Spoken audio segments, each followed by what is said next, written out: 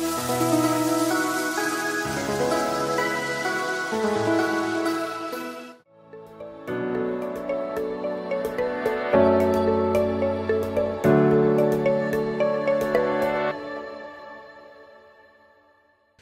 jemaat Tuhan, saya Pastor Yar, selamat datang di Kingdom Devotion.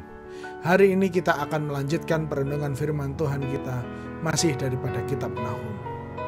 Kita akan membahas secara ringkas mengenai pasal kedua daripada kitab ini. Di pasal 2, Nahum memfokuskan nubuatannya pada penggulingan ibu kota Asyur, yaitu Niniwe. Di pasal ini digambarkan bahwa Niniwe akan ditaklukkan sebagaimana mereka menaklukkan semua orang dalam penindasan. Penderitaan mereka tanggung sedemikian rupa sehingga mereka tidak lagi memiliki kekuatan untuk memulihkan keadaan mereka. Persis seperti apa yang dinyatakan Tuhan sebelumnya. Bangsa Asyur adalah pejuang yang ganas dan penculik yang kejam. Telah mengumpulkan kekayaan besar dengan menyerang dan menjarah negara-negara lain. Sekarang situasinya telah berubah. Kebrutalan mereka akan kembali menimpa mereka. Perak dan emas yang mereka sudah rampas dari bangsa-bangsa lain akan dirampas dari Niniwe. Dan penduduknya akan meninggalkan kota itu seperti air bah. Nubuatan Nahum mengenai kehancuran Niniwe oleh Babel serupa dengan kehancuran Yerusalem yang dinubuatkan oleh nabi-nabi lainnya.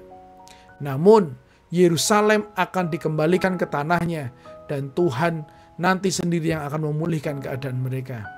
Sebagai musuh Tuhan, Niniwe tidak lagi memiliki harapan untuk masa depan mereka. Lantas, bagaimana kita harus menanggapi pasal ini? Bagaimana kita harus mempelajari dan mengambil sebuah pelajaran dari peristiwa Niniwe ini? Semua hal yang terjadi di pasal 2 sesungguhnya terjadi karena sebuah alasan yang begitu penting, dan hal itu ditulis oleh Nahum di pasal yang kedua di ayat terakhir, yaitu ayat ke-13. Mari kita baca bersama-sama. Aku ini musuhmu, kata Tuhan yang Maha Kuasa. Kereta-keretamu akan kubakar habis, prajuritmu akan tewas dalam pertempuran.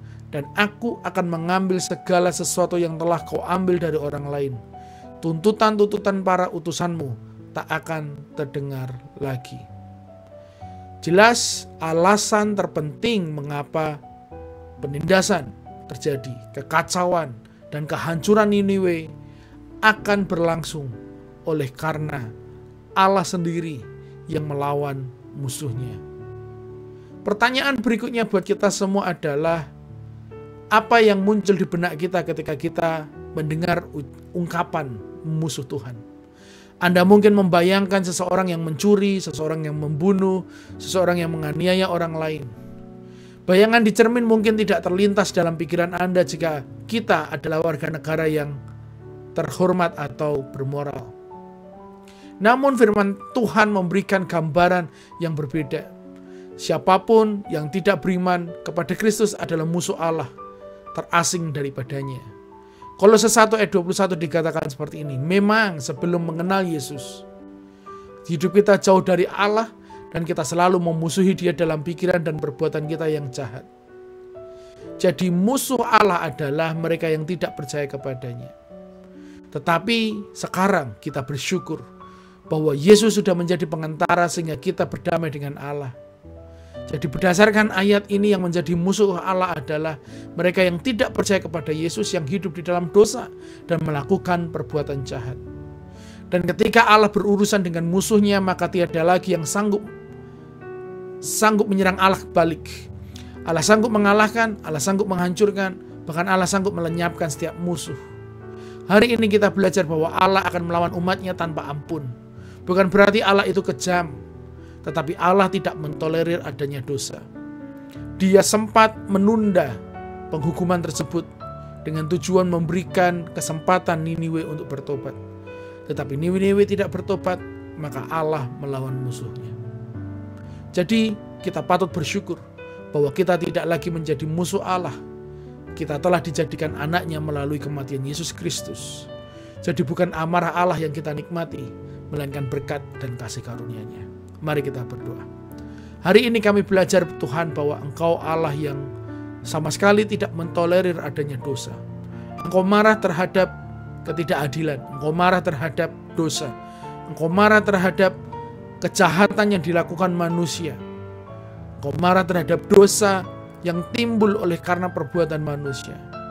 Tapi sesungguhnya Engkau telah memberikan kesempatan ya Tuhan.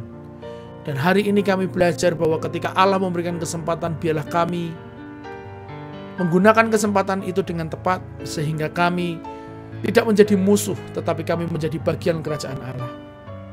Hari ini kami adalah bagian daripada kerajaan Allah melalui kematian Yesus Kristus di kayu salib. Sebuah kebenaran yang tidak dapat kami dapatkan melalui perbuatan baik, tetapi sebuah kasih karunia yang Allah berikan cuma-cuma. Syukur kepada Allah, karena Allah sungguh mengasihi kami yang adalah anak-anak-Mu.